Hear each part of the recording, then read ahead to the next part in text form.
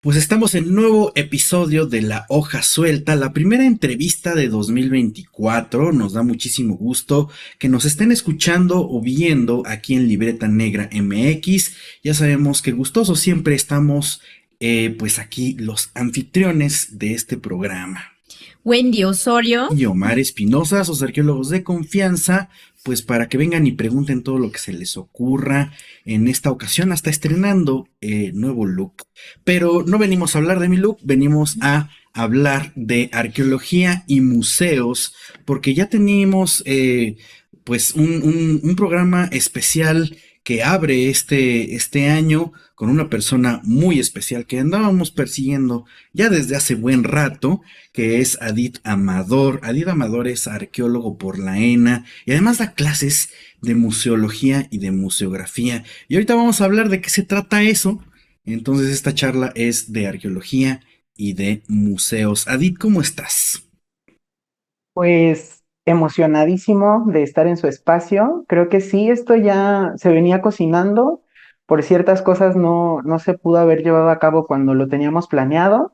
Y les regresé yo como la invitación. Yo los tuve en uno de mis espacios primero, tuve el privilegio y ahora me toca estar aquí con ustedes. Así que muchísimas gracias por la invitación. Creo que ya lo había dicho, soy seguidor de su trabajo, soy fan. Así que esto es muy especial para mí. Yo espero que sus oyentes disfruten este episodio. Pues muchas gracias por estar aquí con nosotros y compartir este episodio de La Hoja Suelta. Sí que te das a desear a veces, Adit, pero se logró. Y aquí estamos para hablar de un tema que a gran parte de la audiencia a la que vamos llegando y por supuesto incluidos nosotros, nos gusta y nos interesa mucho, que es el tema de los museos, porque de algún modo hemos tenido contacto con estos espacios, ya sea por ir a visitarlos en una situación de conocer, de aprender, de esparcimiento, de entretenimiento o hacia una cuestión más académica. De cualquier modo, los museos están presentes en nuestras vidas y bueno, tenemos experiencias con ellos en múltiples situaciones.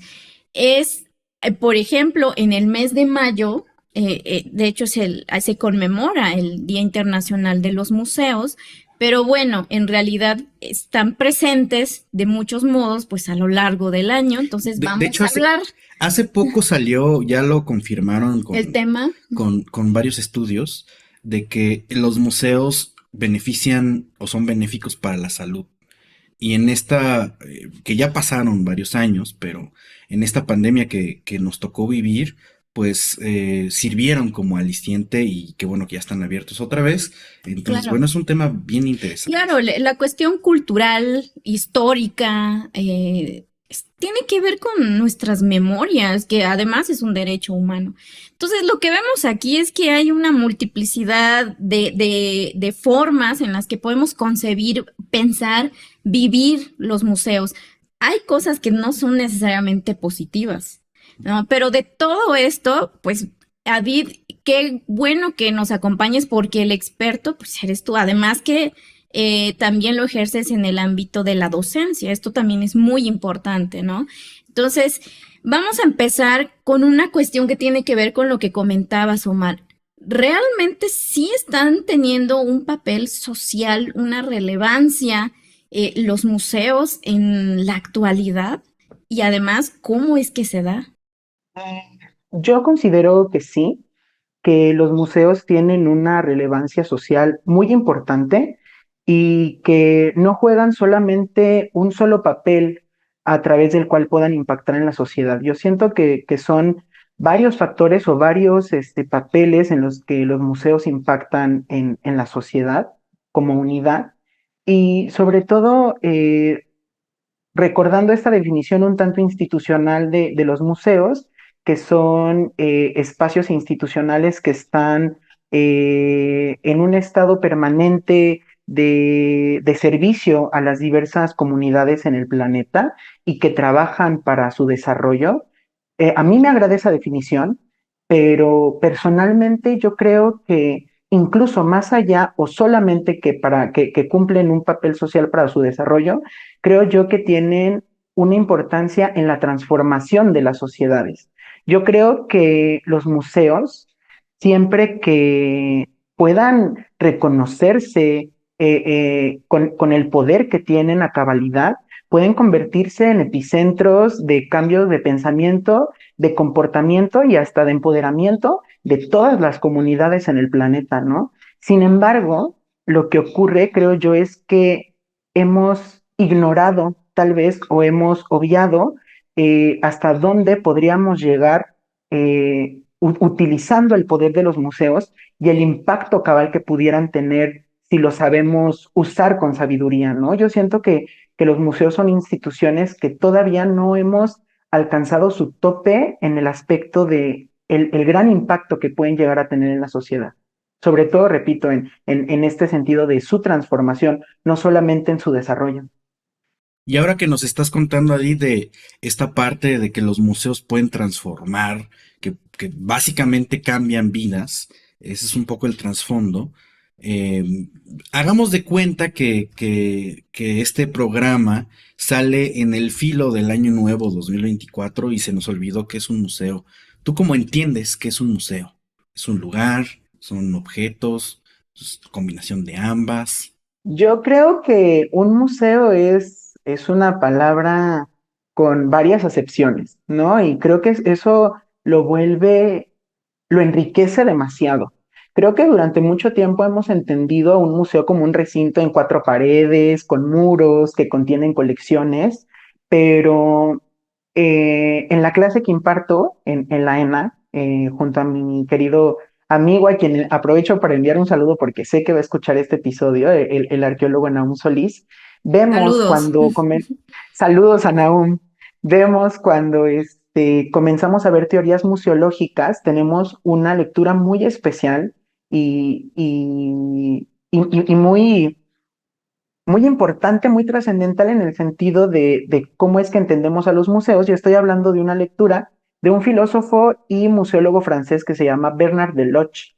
Y Bernard Deloche habla de lo museal, que creo que eso es muy interesante. Lo museal no solamente son los museos, lo museal es un abanico muy amplio de posibilidades en cuanto a experiencias sensoriales. Yo creo que los museos son experiencias en todo sentido. Son experiencias que los seres humanos podemos percibir en nuestros sentidos, ¿no? O sea, que podemos tocar, que podemos ver, que podemos sentir. Yo creo que sí es importante un poco dejar de privilegiar a la figura del museo como un recinto en sí mismo, ¿no? O sea, como un ejemplo, el Museo Nacional de Antropología, ¿no? Que es como el ejemplo por antonomasia.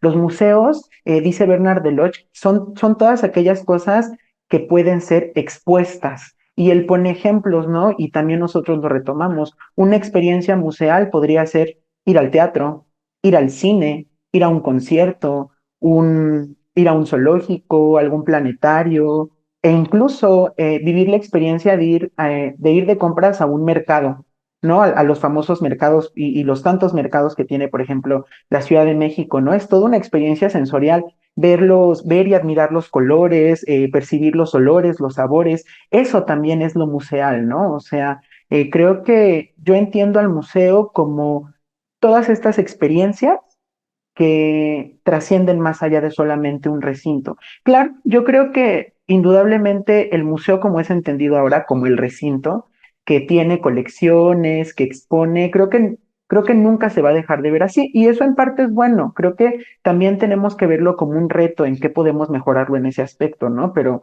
los museos como institución, como un recinto, no son lo único que hace a las experiencias museales, ¿no? Permean más allá de solamente un espacio en cuatro paredes.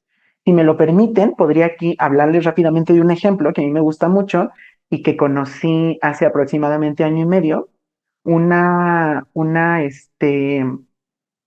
pues es un trabajo colaborativo de varios profesionales en Colombia que se llama Museo Q, que yo les recomiendo a sus oyentes que puedan visitar sus redes sociales, su página digital, porque ellos definen a Museo Q como un museo rarito, y eso me encanta, porque dice que es un museo que no tiene cuatro paredes, que se crea a través de las experiencias, y algo que me gusta del Museo Q es que además la mayor parte de las personas que trabajan en esta propuesta museológica son personas pertenecientes a la comunidad LGBTTIQ, que yo creo que la charla nos va a dar más adelante un poquito de espacio para hablar de esto, pero no quería desaprovechar la oportunidad de hablarles de Museo Q, que además la letra Q hace referencia a queer, a todas estas disidencias sexogenéricas. A mí me encanta, ¿no? O sea, porque las opciones de lo museal que ellos ofrecen no se encuentran en un recinto con cuatro paredes, ¿no? Y eso no los hace menos museos a los museos que sí tienen un recinto, ¿no? Me gusta tomarlo como ejemplo porque ellos también están consiguiendo apelar a los públicos a través de experiencias sin contar con un recinto, ¿no? Claro, esto es como muy importante y además yo creo que es muy cierto. Realmente, más allá de que encasillemos, ¿no? En nuestra mente o en nuestra experiencia, estos espacios con objetos y además encerrados en paredes, creo que tiene que ver más allá también con compartir la experiencia, nuestras experiencias humanas. Eh, Puede ser a través del objeto o incluso a través de personas, ¿no? Que, bueno, a veces vamos y vemos el performance.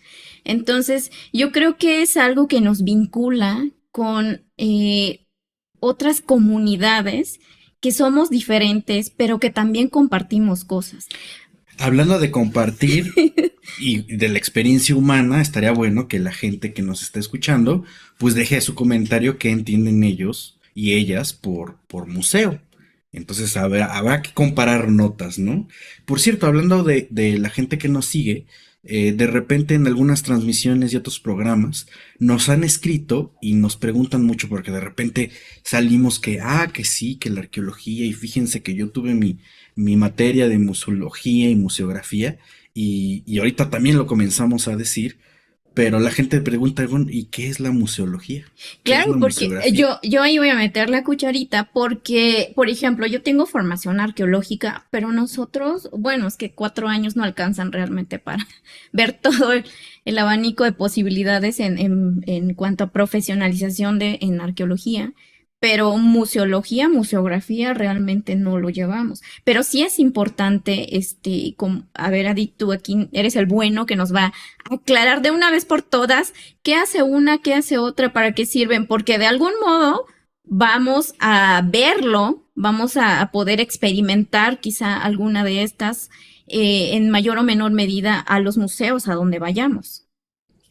Entonces, échanos aquí la cátedra. Museología, museografía, no es lo mismo, pero se Y relacionan. no, no es lo mismo, por supuesto que están interrelacionadas. Creo que incluso sería muy difícil entender un poco la una sin la otra. La museología tiene más que ver con el aspecto teórico y hasta filosófico de los museos o de lo museal, ¿no? O sea, en el sentido de, por ejemplo, los discursos, cómo es que exponemos las colecciones, ¿no? Por poner un ejemplo, este asunto como de el análisis del impacto social que tienen los museos como institución. Y la museografía tiene más que ver con el aspecto técnico de los dispositivos, pues de exposición, ¿no? O sea, en el aspecto de los colores, la iluminación, todo este asunto como de la infraestructura, la ergonomía, y pues bueno, todas llegan a un momento en el que se conjuntan, ¿no? O sea que en parte es cuando ambos conocimientos se conjugan en espacios como los museos, ¿no? Pero sí, sí hay una diferencia entre lo que estudian, a pesar de que sí son complementarias, una se enfoca, les digo, en un aspecto como más teórico, más como de las ideas, y la museografía tiene con algo que ver como más técnico, más como de las mediciones, incluso en museografía pues nos robamos un poco también de conocimientos arquitectónicos que son necesarios, Claro. ¿no? Para el montaje, por ejemplo, pero sí estudian un poco sí se diferencian en ciertas cosas. Y yo les podría poner el ejemplo de que, por ejemplo, en la ENCRIM se imparten ambas especialidades, ¿no? La especialidad en museología, que ahora es estudios museales, y la especialidad en museografía. Y ambas se enfocan a los campos específicos que les atañen, ¿no? Que sí, en algún momento de nuevo se conjuntan en los espacios museales y en la experiencia museal, pero sí analizan y trabajan con cosas distintas. Claro, y yo creo que un punto de encuentro entre ambas es que una es un medio para comunicar lo que la otra está proponiendo.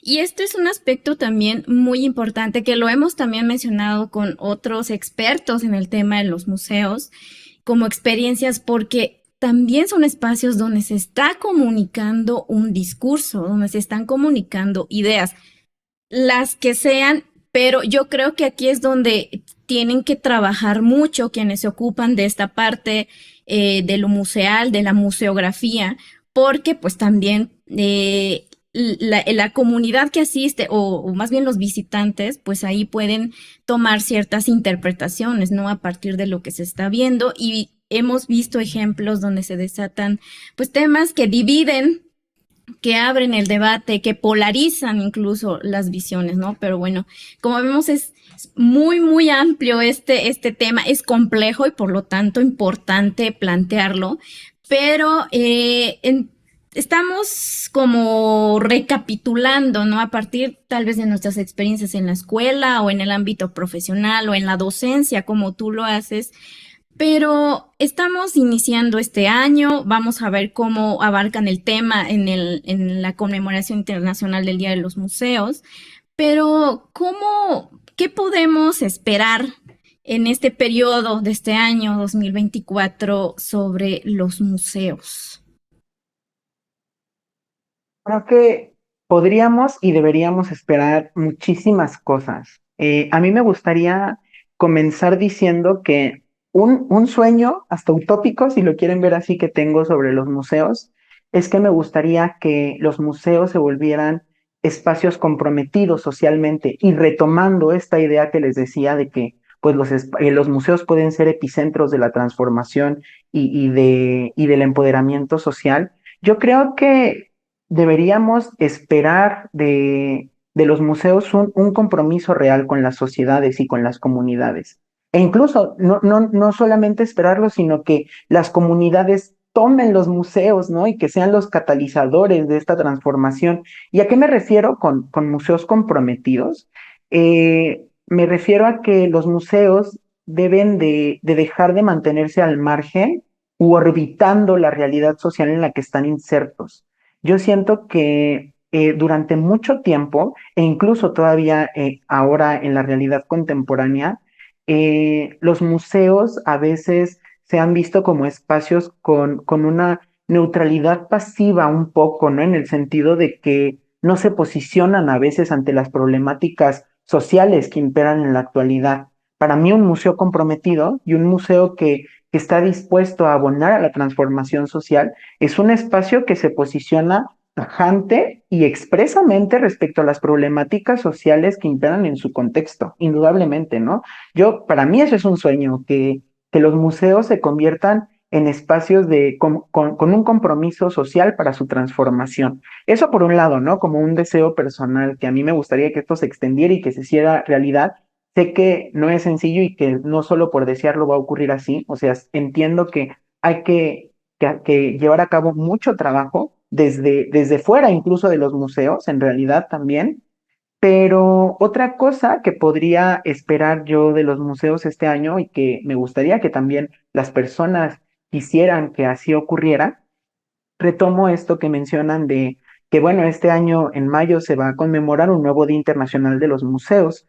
Eh, Cada año, a partir de hace como unos 10 o 15 años más o menos, el ICOM, que es el Consejo Internacional de Museos, tiene un nuevo lema en el que le gusta versar como la temática de la conmemoración de ese año respecto a los museos, ¿no? Tengo aquí anotados algunos porque sí me gustaría retomarlos. Por ejemplo, el año pasado que escuché los episodios de podcast que tuvieron con sus invitados fue sostenibilidad y bienestar. En 2022 fue el poder de los museos. En 2018, por ejemplo, fueron nuevos públicos. En 2020, en plena pandemia, hablaron sobre museos por la igualdad, diversidad e inclusión, que es uno de los temas que más me gusta en museos. ¿Y por qué retomo todos estos lemas de ediciones pasadas? Porque yo esperaría que todas estas temáticas vertidas cada año fueran trabajos permanentes en los museos. Para mí eso sería importantísimo. O sea, que esto fueran estrategias de trabajo dentro e incluso fuera de los museos todos los años, no solamente en el año que se conmemora, ¿no? O sea, yo creo que los museos deben de luchar siempre por ser espacios que aboguen por la sostenibilidad y el bienestar, por la inclusión, por poner atención a los públicos, ¿no? O sea, eso sería algo que a mí me gustaría que ocurriera, que todas estas temáticas pudieran trabajarse de manera permanente todos los años. Eso por un lado. ¿Qué otra cosa me gustaría esperar de los museos? Que se dignifique a los trabajadores de estos espacios. Esto es súper importante, ¿no? Incluso ha sido un tema que se ha abordado en otros de sus episodios que a mí me gustan mucho. Las personas que contribuyen profesionalmente a los museos merecen tener condiciones laborales dignas y también merecen un trato digno todos los públicos sin excepción que visiten recintos museales. También eso me parece sumamente importante, ¿no? O sea, los museos no pueden ser espacios que contribuyan a la exclusión social, sino todo lo contrario. A mí me gustaría que eso ocurriera, tanto dignificar a las personas que trabajan a los museos, como dignificar a las personas y las experiencias que viven dentro de ellos, todos los públicos que la visitan, ¿no? ¿Qué otra cosa me gustaría que ocurriera? Esto ya es incluso meterme en aguas un poco más turbulentas, que los museos dejen de ser espacios que legitimen ciertas ideologías o comportamientos, sobre todo pensamientos o ideologías opresivos, violentos y excluyentes en el ámbito social, ¿no? Desgraciadamente, creo yo que, y esto no lo digo yo porque se me ocurriera, ¿no? O sea, tenemos antecedentes históricos y muchos estudios al respecto.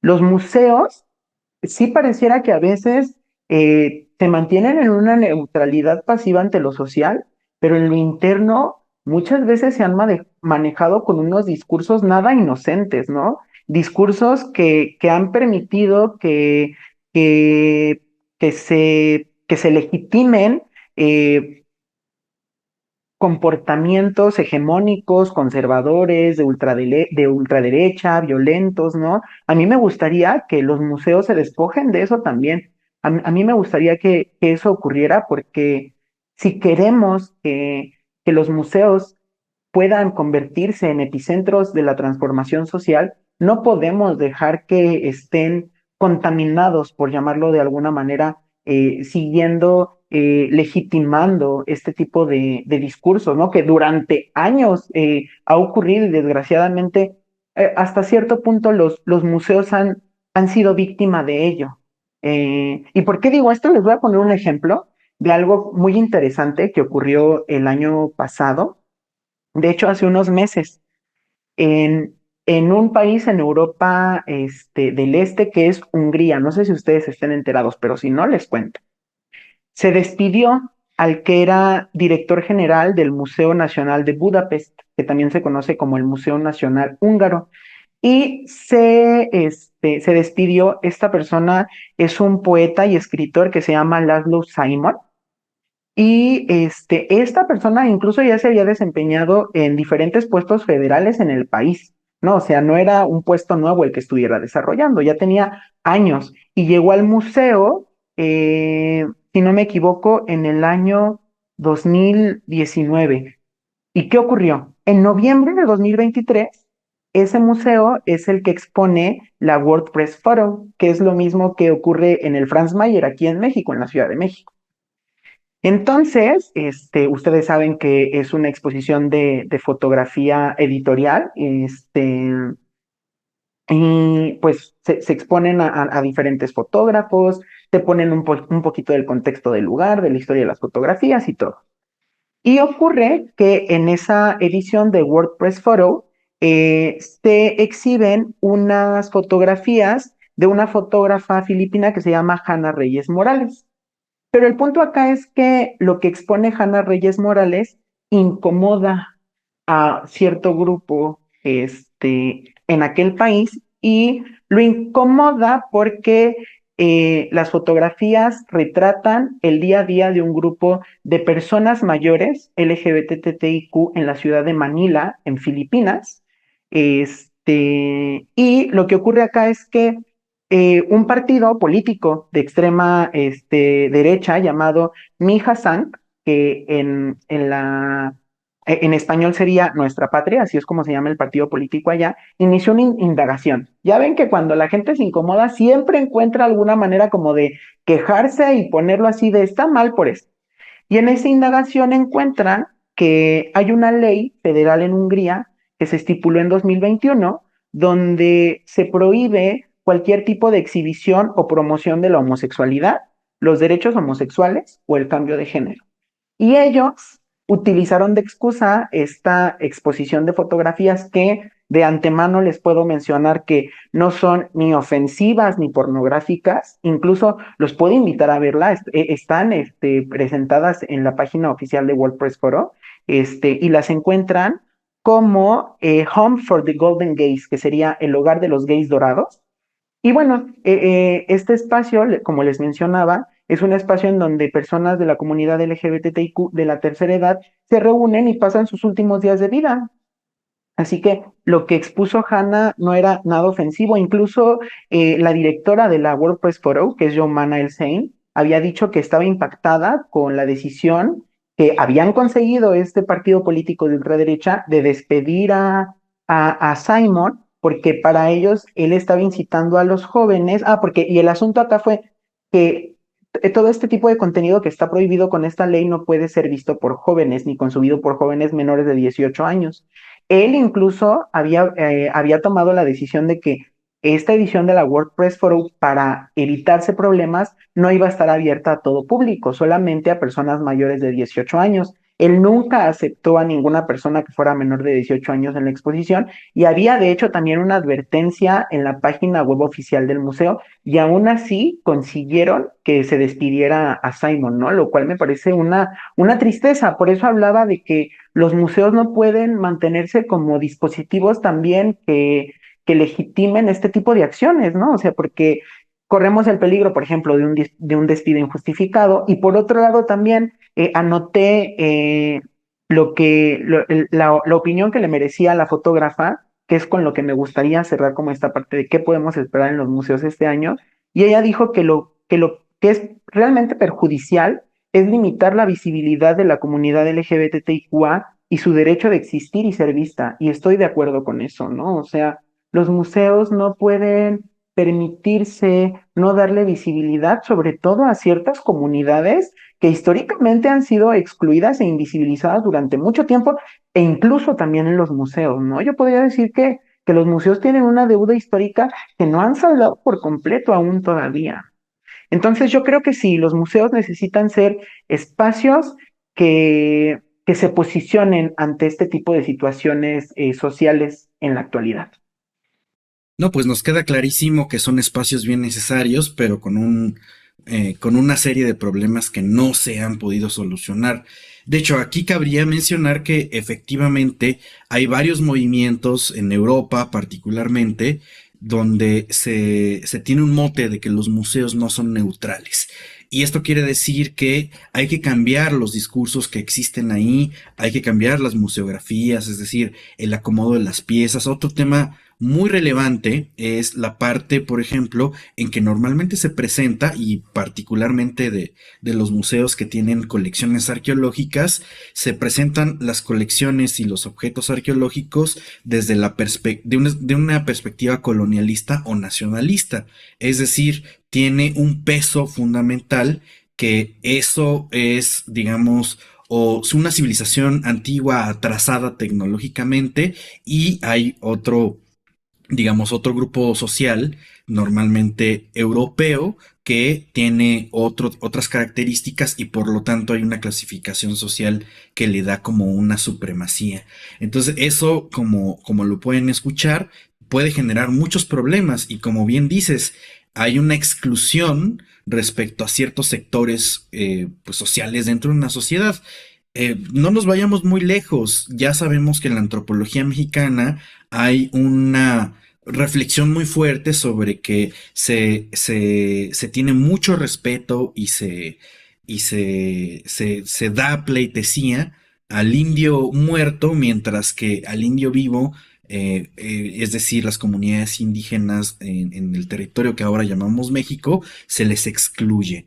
Entonces, creo que aquí tenemos varios sectores que necesitan atención, que necesitan un cambio radical de circunstancias, y creo que como bien lo dices, es visible que te apasiona el tema, y además que tenemos, pues, como en este caso impactante que nos estás contando, pues casos muy puntuales, muy ejemplos bueno, uno no pensaría, pero sigue habiendo tabús dentro de los museos. Y pues si es un espacio así de necesario y de que en teoría tiene como punto de origen y versión final, pues una reflexión, creo que estamos fallando en algo, ¿no? Quienes nos dedicamos a esta parte, la sexualidad va y se presenta como un tabú.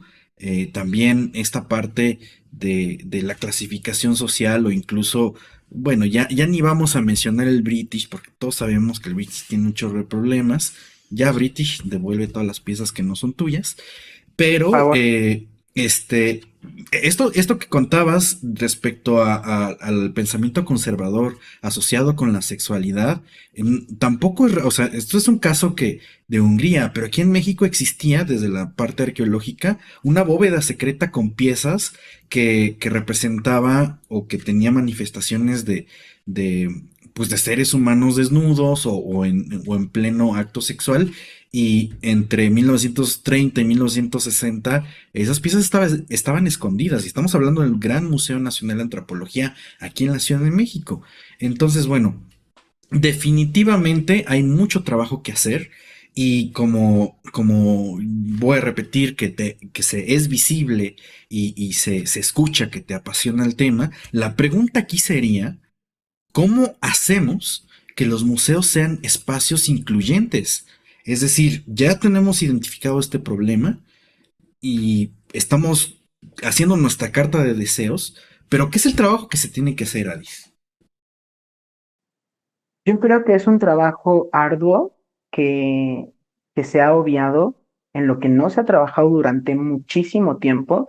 Y si me permiten mencionarlo, creo que ahorita he puesto ejemplos muy específicos sobre, por ejemplo, Museo Q, este asunto como el despido de Laszlo Simon, porque son cuestiones que a mí me apelan personalmente, porque pues yo soy un arqueólogo queer y un arqueólogo abiertamente gay, estoy muy orgulloso de serlo, y me apasionan estos temas porque creo que es necesario hablar de esto. O sea, la visibilidad es importantísima incluso antes de hablar de la inclusión.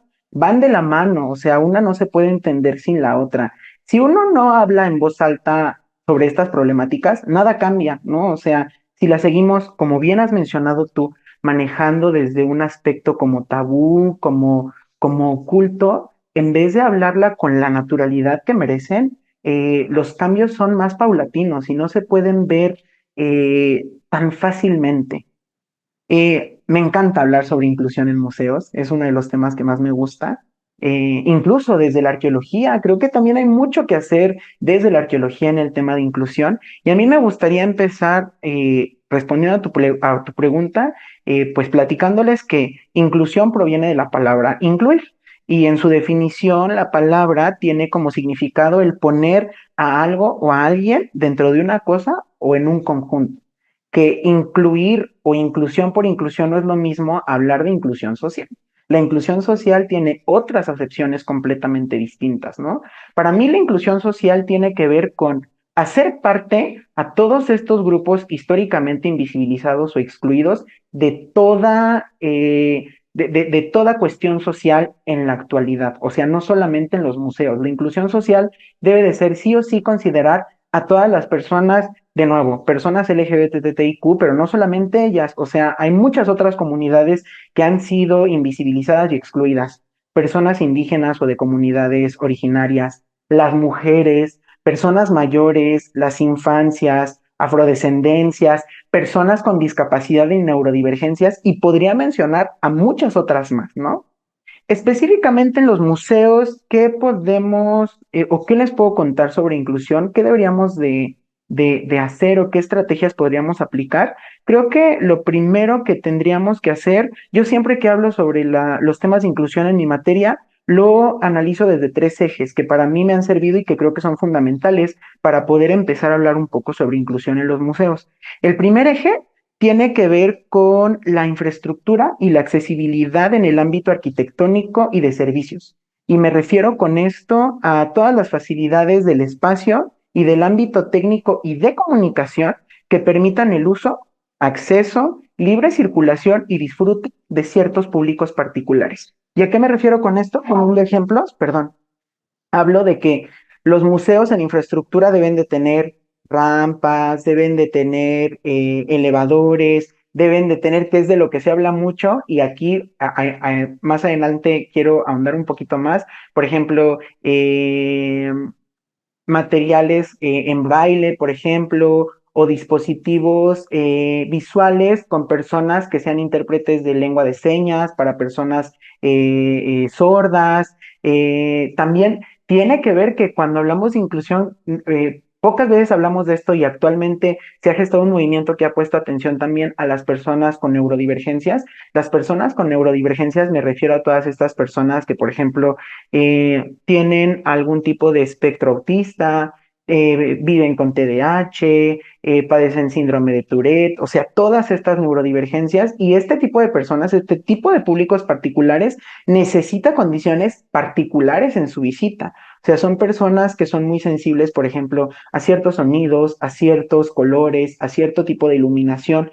Entonces, yo creo que este primer eje de inclusión en los museos satisface a estas primeras necesidades de estos públicos en particular, ¿no? En cuanto a la infraestructura. Desgraciadamente, y algo que sí me gustaría mencionar, muchas personas creen, e incluso también profesionales de los museos creen, que cuando hablamos de inclusión, hablamos solamente de satisfacer estas necesidades cuando no es así. El tercer eje del que yo hablo cuando hablo de inclusión en los museos tiene que ver sobre qué están diciendo los museos sobre estas comunidades históricamente invisibilizadas o históricamente excluidas, que es uno de los temas que más me gusta a mí tratar de arqueología y que ya lo habías mencionado tú, ¿no? Todos estos discursos nacionalistas o colonialistas han invisibilizado por completo a ciertos grupos durante décadas, incluso siglos, ¿no? O sea, en los más importantes museos no vamos a escuchar hablar de afrodescendencias, muy poco sobre mujeres, muy poco sobre infancias, muy poco sobre personas que sean disidentes sexogenéricas, o sea, para los discursos en los museos, en su mayoría, y pues tengo que decirlo, en este país, este tipo de comunidades y de poblaciones no ha existido. Y parece que no existirá todavía, ¿no? Cuando incluso aportaciones históricas que han hecho personas pertenecientes a estos grupos han cambiado el devenir de un país como México en varias ocasiones, ¿no? Y es una tristeza que los discursos museales los omitan. Y cuando, o hasta que no se satisfaga la manera en que los discursos museales hablan y representan dignamente las historias y los patrimonios de estas comunidades, podremos hablar también de inclusión en los museos. Entonces, ya van dos ejes: la infraestructura, los discursos, y el tercer eje es quién está trabajando y haciendo los museos. Ahí va mi otro eje en el que yo abordo la inclusión en los museos. ¿Y a qué me refiero con esto? O sea, ¿quién está catalizando y canalizando todo este poder del que hemos hablado en un principio?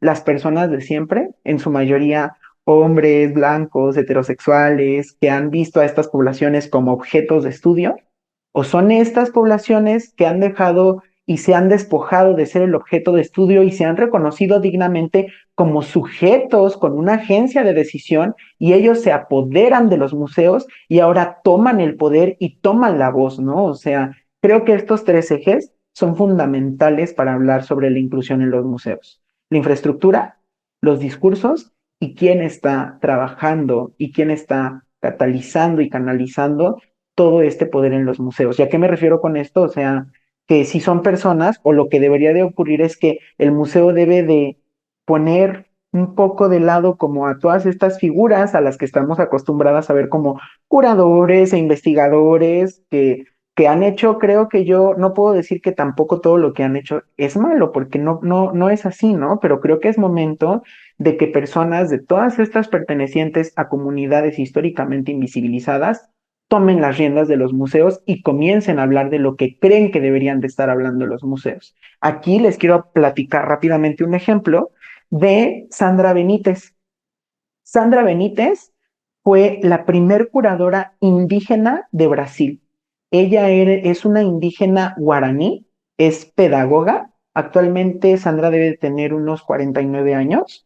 Es doctora en antropología por la Universidad Federal de Río de Janeiro y en 2019 se convirtió en la primer curadora indígena de todo un país que fue Brasil. Para mí eso es un logro, a mí me emociona, o sea, a mí me encantaría ver alguna vez una exposición temporal o permanente, por ejemplo, en el Museo Nacional de Antropología, de un compañero antropólogo, arqueólogo, etnólogo, pero perteneciente a una comunidad indígena, o un compañero LGBTTIQ. A mí me emocionaría mucho eso, o un compañero afrodescendiente. O sea, yo creo que eso es hablar realmente de inclusión en los museos, ¿no? A mí me parece que muchas veces hablar de inclusión para especialistas y para no especialistas lo entienden como cumplir una cuota. Y esta cuota casi siempre es, ay, vamos a ponerles cedulario en braille o vamos a ponerles rampas para las personas que utilizan silla de ruedas. Y no, la inclusión no es así. Incluso me gustaría dejar algo en claro que me parece que es necesario que ya cambie la forma en que la gente, de nuevo, especialista y no especialista, tiene de la idea sobre la inclusión y la diversidad. Y es que la diversidad es transversal. ¿Y a qué me refiero con esto? A mí me da la impresión de que mucha gente ignora que también hay personas con discapacidad, que repito, muchas veces parece que la única inclusión válida y a la que deberíamos de poner atención es para las personas con discapacidad, pero y estas mismas personas se molestan porque creen que no se les debe de dar representación, un trato digno a personas indígenas o afrodescendientes y en específico a las comunidades LGBTTIQ. ¿Pero qué creen? En la actualidad hay personas con discapacidad que se reconocen como parte de la comunidad y que pueden tener neurodivergencias o que pueden ser afrodescendientes y este amplio abanico de posibilidades puede tener una diversidad y un cóctel tan rico, tan diverso en realidad.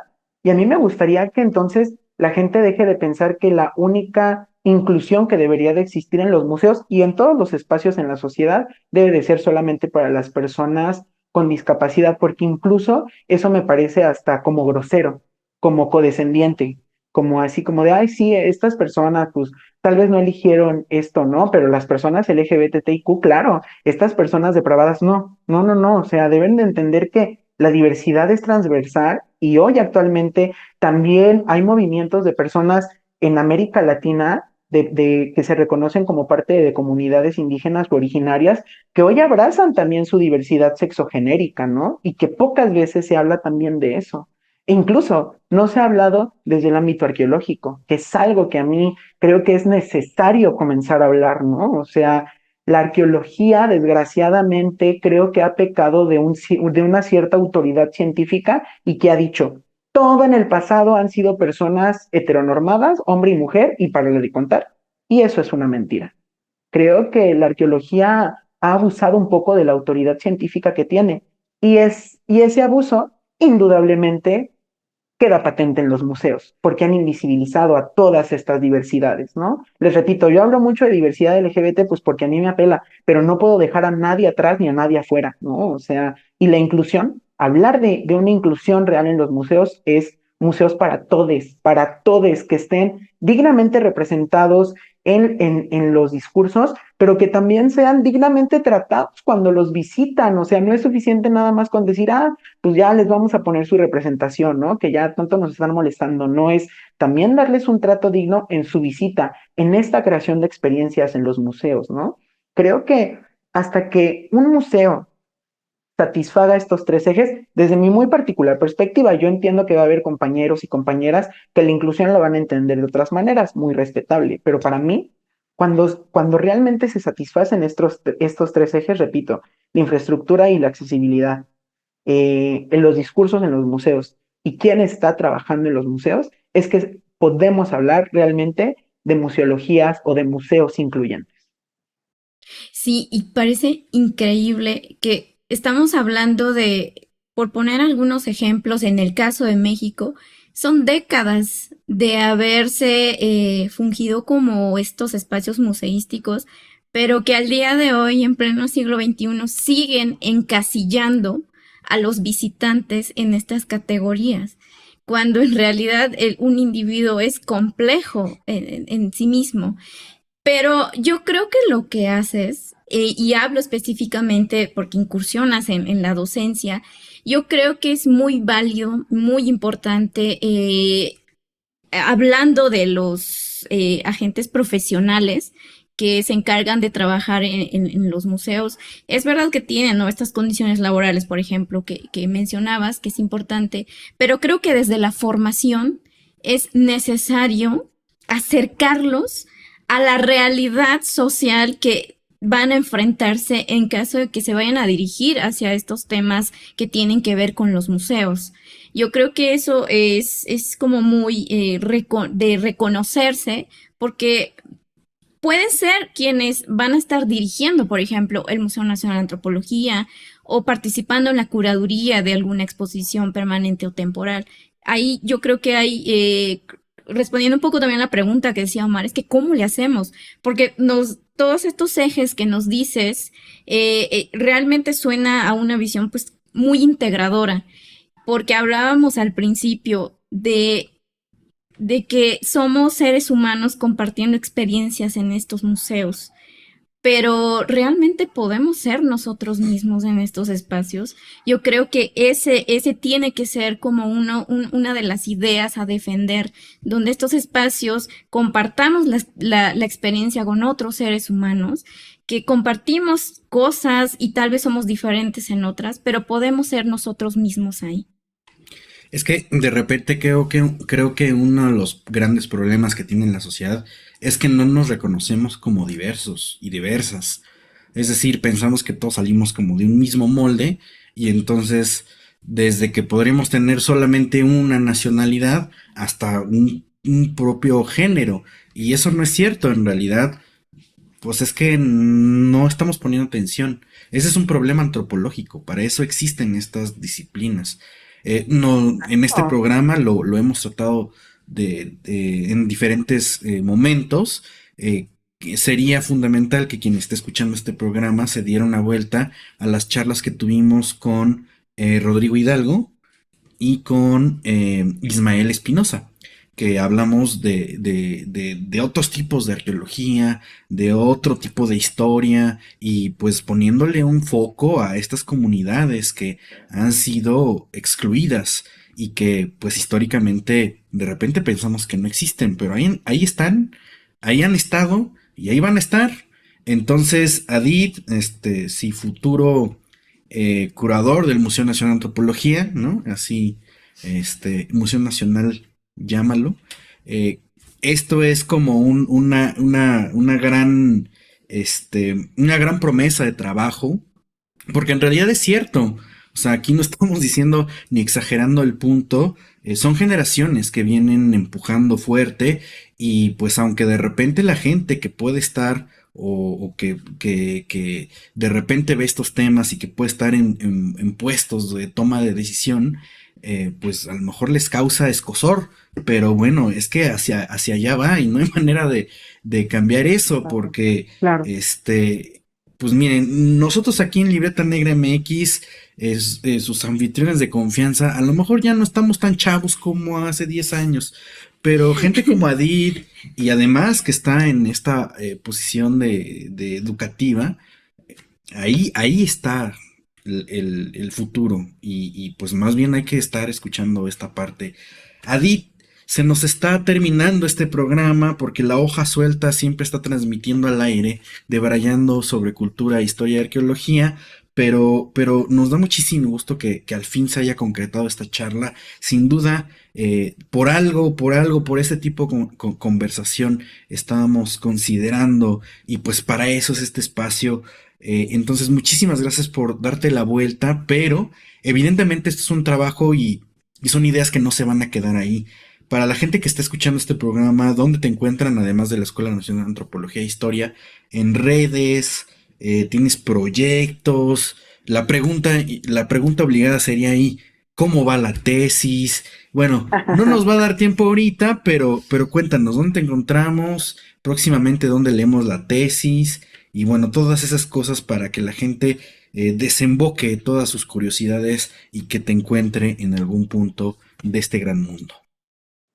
Claro, les comparto mis redes, pero antes rápidamente me gustaría mencionar que, y se me pasó, indudablemente todo esto que les estuve platicando, tal pareciera que solo se queda así como de que lo estoy exigiendo, que lo estoy como exponiendo, pero sí me gustaría decirles que hay muy buena voluntad de parte de muchas personas dentro de instituciones como el INA que ya trabajan en estos aspectos, ¿no? E incluso los trabajadores de una institución como el INA tienen la posibilidad ya de entrar en la dinámica de sensibilizarse en este tipo de temas. Como y rápidamente les comento que como servidores públicos, las personas del INE están obligadas a tomar ciertos tipos de cursos que estén encaminados a este tipo de temas, precisamente. Tal vez no exactamente en los museos, pero sí encaminados a, por ejemplo, erradicar la violencia contra las mujeres, a darles trato digno a las personas de ciertas comunidades. O sea, creo que ya hay estrategias que se están aplicando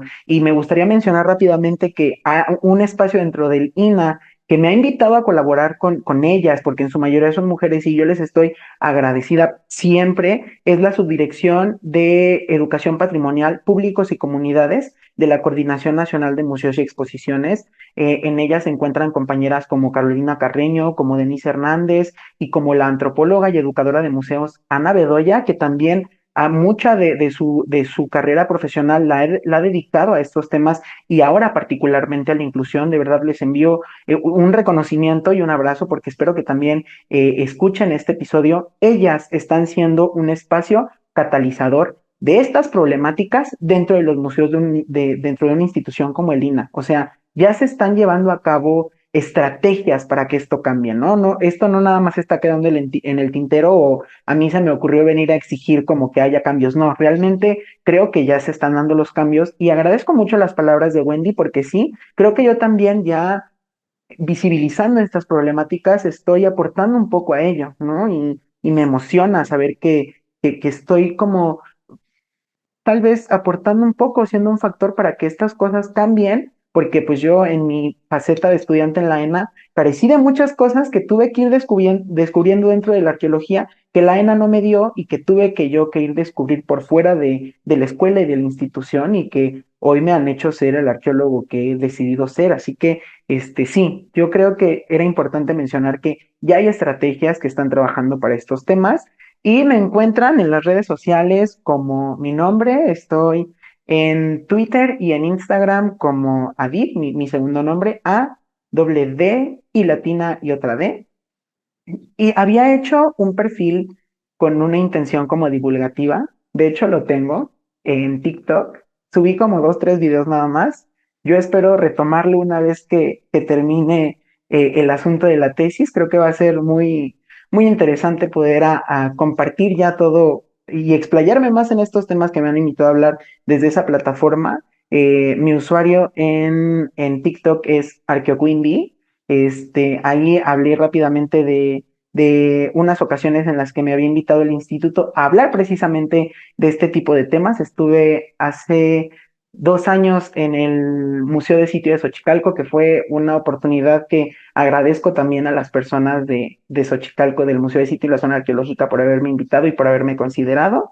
Y la tesis, yo creo que este es el año de la tesis, creo que ya es necesario que la saque. Mucho de lo que estuvimos platicando ahora va a venir ahí. Estoy trabajando mucho desde la arqueología crítica, que es una posición teórica muy interesante desde la arqueología, y desde la divulgación significativa, que sé que ustedes ya tienen episodios en donde han hablado ampliamente al respecto de esto. Aprovecho también para enviar un afectuoso saludo a mi profesor, el doctor Manuel Gándara, que también ha sido una figura que ha influido completamente en las decisiones que he tomado en mi formación como arqueólogo.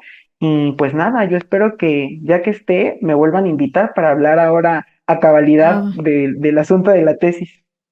sí, por eso te estábamos, preguntando dónde vamos a seguirte la pista, porque sí vamos a estar pendientes y pues para que vean que aquí no nada más nos andamos de palabras, aquí también hacemos más allá, ¿no? Entonces, qué bueno que mencionas también que aunque ya seguramente el camino es largo en el caso mexicano, ¿no? Hablar de estos temas y plantear soluciones, pero se están dando los primeros pasos. Y el camino se hace al andar. Exacto. Y aquí en Libreta Negra MX nos iremos encontrando también a lo largo de este camino y pues haciendo comunidad. Así que síganos en todas las redes sociales. Estamos en todas.